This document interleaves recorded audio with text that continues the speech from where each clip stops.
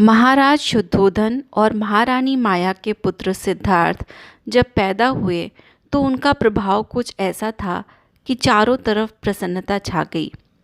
महारानी माया अपने पुत्र का देवताओं जैसा प्रभाव देखकर अत्यंत प्रसन्न थीं, परंतु वह इस प्रसन्नता का आनंद अधिक समय तक न ले सकीं और कुछ ही दिनों में स्वर्गवासी हो गईं। माता के न रहने पर बालक सिद्धार्थ की मौसी गौतमी ने बालक का अत्यंत स्नेहपूर्वक लालन पालन किया। धीरे धीरे शुक्ल पक्ष के चंद्रमा के समान सिद्धार्थ बड़े होने लगे। सिद्धार्थ का बचपन बीतने पर राजा ने अपने कुल के अनुरूप उनका विधिवत उपनयन संस्कार किया और उनकी शिक्षा की समुचित व्यवस्था की। सिद्धार्थ बहुत ही मेधावी थे। जिन विद्याओं को सामान्य बालक वर्षों में सीखते हैं, उनको उन्होंने कुछ समय में ही सीख लिया। धीरे धीरे उनकी किशोरावस्था पूरी हुई और वह युवावस्था की ओर बढ़ने लगे। महाराज शुद्धोधन को ब्राह्मणों की वह भविष्यवाणी याद थी कि यह बालक बड़ा होकर मोक्ष प्राप्ति के लिए वन की ओर प्रस्थान कर सकता है। इसलिए उन्होंने राजमहल में ही ऐसी व्यवस्था करवाई जिससे सिद्धार्थ की आसक्ति सांसारिक विषयों में बढ़ती रहे और वह भोग विलास में इतने लिप्त हो जाएं कि उनके मन में किसी प्रकार का वैराग्य उत्पन्न न हो और वह राजमहल में ही रहकर भोग विलास में ही डूबे रहें। कुछ समय बाद राजा ने सिद्धार्थ का विवाह करने का निश्चय किया और अति सुंदर कन्या यशोधरा के साथ विवाह संपन्न करा दिया। विवाह के बाद राजकुमार सिद्धार्थ और यशोधरा सुखपूर्वक वैवाहिक जीवन बिताने लगे। महाराज शुद्धोधन ने राजमहल में ही ऐसी व्यवस्था कर दी थी कि राजकुमार नृत्य, गायन, संगीत आदि का आनंद लेते रहते और कभी राजमहल से बाहर भी नहीं निकलते थे। राजकुमार को भोग विलास में तल्लीन देखकर राजा बहुत प्रसन्न थे। राजकुमार सिद्धार्थ और यशोधरा के विवाह के कुछ समय पश्चात उन्हें एक सुंदर पुत्र की प्राप्ति हुई। राजा ने बड़े उत्साह के साथ अपने पौत्र के जन्म का उत्सव मनाया। उसका नाम रखा गया राहुल। अब राजा को पूरा विश्वास हो गया कि उनके वंश का विस्तार होगा। जैसे वह अपने पुत्र से प्रेम करते हैं, उनका पुत्र भी अपने पुत्र से प्रेम करेगा। एक बार की बात है, राजकुमार सिद्धार्थ ने सुना कि राजमहल के बाहर एक सुंदर उद्यान है। राजकुमार सिद्धार्थ को वह उद्यान देखने की इच्छा हुई। उन्होंने महाराज से वन विहार करने के लिए आज्ञा मांगी। राजा ने आज्ञा दे दी। वे चाहते थे कि राजकुमार के मन में किसी प्रकार का वैराग्य भाव उत्पन्न न हो, इसलिए अनुचरों को ऐसी व्यवस्था करने की आज्ञा दी कि जिधर से राजकुमार निकलें उस मार्ग पर कोई रोगी या पीड़ित दुखी व्यक्ति ना हो। राजा के कर्मचारियों ने राजमार्ग से उन सभी व्यक्तियों को शांतिपूर्वक हटा दिया जो विकलांग थे, वृद्ध थे, रोगी या पीड़ित थे। इतना ही नहीं, उन्होंने राजमहल से लेकर उद्यान तक का मार्ग अच्छी तरह से सजा दिया था। राजा की आज्ञा प्राप्त कर अपने कुछ मित्रों को साथ लेकर राजकुमार सिद्धार्थ उद्यान देखने के लिए राजमहल से बाहर निकले। जब नगरवासियों ने सुना कि राजकुमार उद्यान देखने के लिए राजमहल से बाहर आ रहे हैं, तो राजकुमार के दर्शनों के लिए वे अपने अपने घरों से बाहर आ गए। राजकुमार के दर्शनों के लिए जगह जगह प्रजा इकट्ठी हो गई। स्त्रियां अटारियों पर चढ़कर झरोखों से झांककर उनका दर्शन कर रही थीं। सुंदर वेश वाले अपने प्रजावासियों को देखकर राजकुमार सिद्धार्थ बहुत ही प्रसन्न थे। उन्हें लग रहा था कि जैसे उनका यह नया जन्म हुआ है। इतने में राजकुमार सिद्धार्थ को राजपथ पर एक वृद्ध पुरुष दिखाई दिया। अन्य सभी व्यक्तियों से अलग उस जर्जर शरीर वाले वृद्ध पुरुष को जैसे ही सिद्धार्थ ने देखा, वह चौंके और बड़ी ध्यान से उसकी तरफ देखने लगे। फिर उन्होंने अपने सारथी से पूछा, ये कौन है? ये कहाँ से आया है? इसके हाथ में लाठी क्यों है? इसकी भौहें कैसे ढक गई हैं? इसका शरीर झुका हुआ क्यों है? यह व्यक्ति ऐसा क्यों दिखाई दे रहा है? राजकुमार के इन प्रश्नों को सुनकर सारथी सोचने लगा कि अब मैं क्या कहूँ। राजा की आज्ञा के अनुसार वह इस बारे में कुछ बताना भी नहीं चाहता था, किंतु ना चाहते हुए भी उसने सभी बातें राजकुमार को बता दी। उसने राजकुमार से कहा, हे राजकुमार, रूप और शक्ति का नाश करने वाली यह वृद्धावस्था है। इसमें स्मृति का नाश हो जाता है, इंद्रियां शिथिल हो जाती हैं। इसी वृद्धावस्था ने इस पुरुष को तोड़ दिया है। यह भी कभी बालक था, फिर सुंदर शरीर प्राप्त कर इसने यौवन का सुख भोगा है और अब कालक्रम से यह बूढ़ा हो गया है। सारथी की बातें सुनकर राजकुमार चकित हो गए, क्योंकि उन्होंने कभी किसी प्रकार का इस तरह का व्यक्ति नहीं देखा था। उन्हें कोई इसका पूर्व अनुभव नहीं था। उन्होंने फिर बूढ़े की ओर देखा और सारथी से पूछा, क्या यह दोष मुझे भी होगा? क्या मैं भी बूढ़ा हो जाऊंगा? क्या और सब लोग भी बूढ़े होते हैं? सारथी ने उत्तर दिया, हाँ राजकुमार, समय आने पर आपको भी वृद्धावस्था अवश्य प्राप्त होगी और हम सब लोग भी बूढ़े हो जाएंगे। सारथी का उत्तर सुनकर राजकुमार बहुत ही बेचैन हो उठे। उन्होंने सिर हिलाया और बड़े ध्यान से फिर से उस वृद्ध पुरुष को देखा। फिर चारों ओर प्रसन्नचित्त जनता की भीड़ को देखकर वह सोचने लगे कि ये लोग कैसे हैं जो स्मरण शक्ति और सारे पराक्रमों को समाप्त कर देने वाली इस वृद्धावस्था को देखकर भी इतने अनजान बने रहते हैं। उसने फिर सारथी से कहा, हे सारथी, चलो घर चलें। अपने घोड़ों को मोड़ दो। मन में जब बुढ़ापे का भाव भर गया हो तो इस उद्यान में मेरा मन कैसे लग सकता है। राजकुमार की आज्ञा पाकर सारथी ने रथ को राजभवन की ओर मोड़ दिया।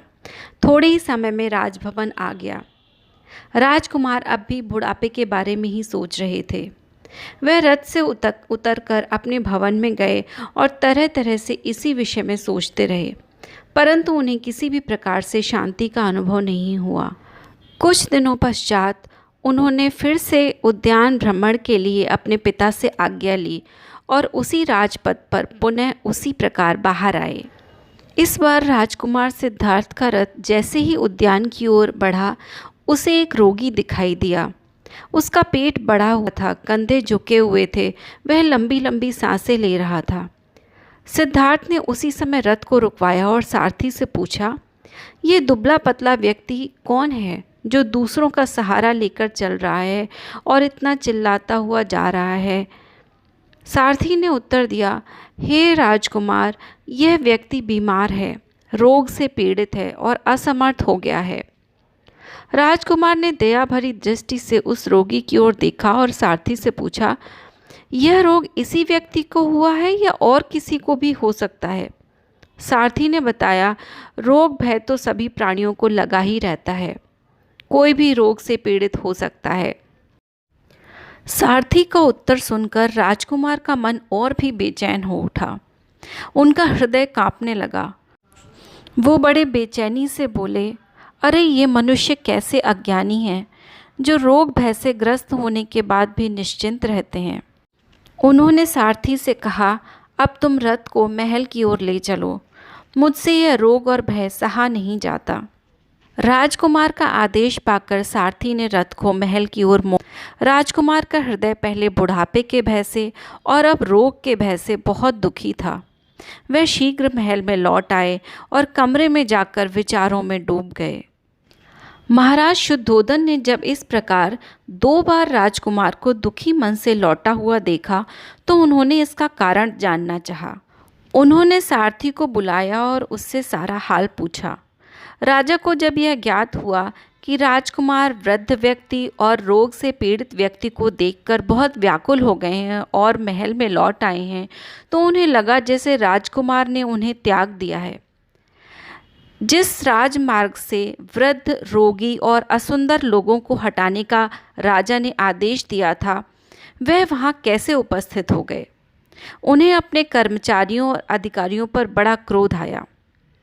उन्होंने राजकुमार की यात्रा से पूर्व सारे राजमार्ग को सुसज्जित करने तथा रोगी, वृद्ध, पीड़ित आदि लोगों को हटाने का आदेश दिया था, परंतु राजा ने अब इसे अपनी नियति मान लिया और उन्होंने अधिकारियों को दंडित नहीं किया। राजा ने अपने मंत्रियों को बुलाकर इस विषय पर विस्तार से विचार विमर्श किया। इस बार राजा ने राजकुमार के लिए पुनः नगर दर्शन की विशेष व्यवस्था की। उन्होंने पूरे नगर को बहुत ही अच्छी तरह से सजवाया। ऐसी व्यवस्था की जिससे राजकुमार का मन किसी भी प्रकार से विचलित ना हो। उन्होंने राजकुमार के रथ और उसके सारथी को भी बदल दिया।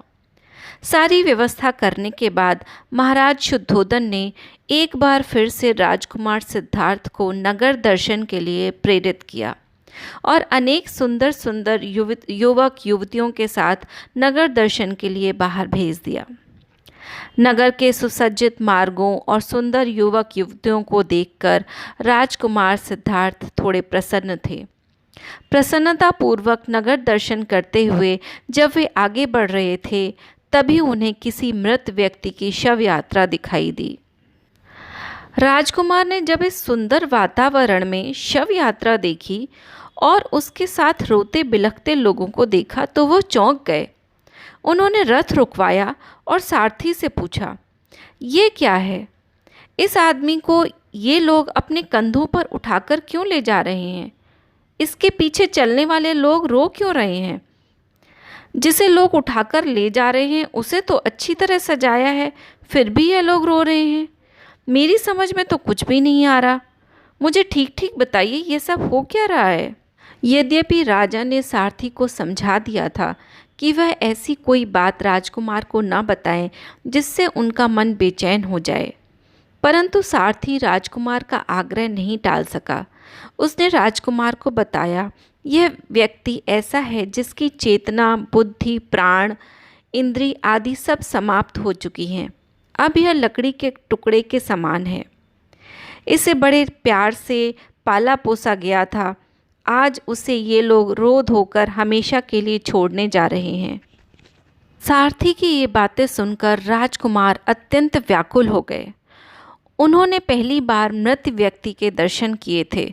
उनकी समझ में कुछ भी नहीं आ रहा था। उन्होंने पुनः सारथी से पूछा, क्या यह स्थिति सभी की होती है या इसी की है? क्या यह इसी का अंत है या सभी का अंत यही होता है? सारथी ने उत्तर दिया, हाँ राजकुमार, सभी प्राणियों की यही अंतिम गति है, क्योंकि हम सभी नाशवान हैं। चाहे कोई व्यक्ति उत्तम हो, मध्यम हो या कोई अधम ही हो, अंत सभी का है और अंत सबका एक सा ही होता है।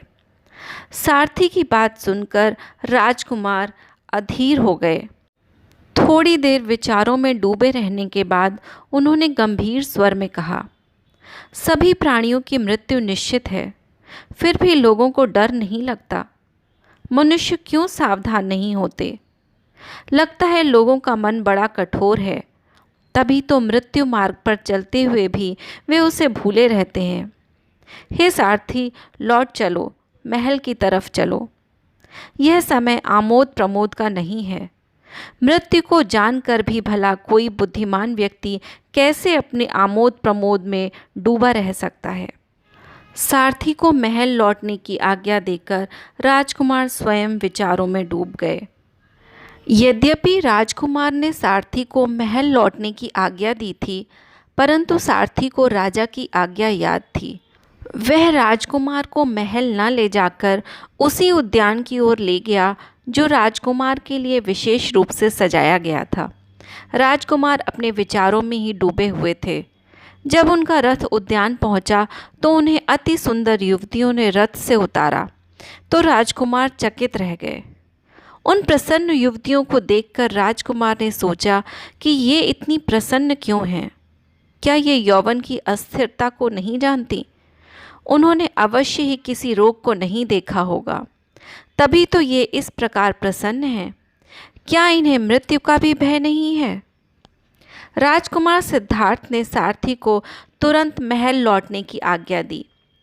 अब राजकुमार सिद्धार्थ को बोध हो गया था कि इस जगत में सब कुछ क्षणिक है, सब कुछ अनिश्चित है। जब महाराज शुद्धोधन ने यह सुना कि राजकुमार दुखी होकर महल लौट आए हैं तो वह बहुत दुखी हुए। इधर राजकुमार के मन में वैराग्य उत्पन्न हो चुका था। अब उनका मन महल में बिल्कुल नहीं लग रहा था। वह हर समय विचारों में डूबे रहते। एक रात जब महल में सब लोग सो गए, तब उन्होंने वन की ओर प्रस्थान किया। संसार का मोह त्याग कर तपस्वी बन गए, परम ज्ञान की खोज में निकल गए। उन्होंने 14 वर्ष तक तपस्या की और 35 वर्ष की आयु में वैशाख पूर्णिमा के दिन बोध गया में बोधि वृक्ष के नीचे उन्हें परम ज्ञान की प्राप्ति हुई और वह कहलाए भगवान बुद्ध।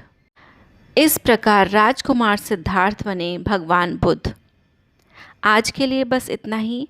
अगर आपको ऐसी चर्चा सुनना पसंद है तो प्लीज़ मेरे चैनल को सब्सक्राइब करें। नमस्ते।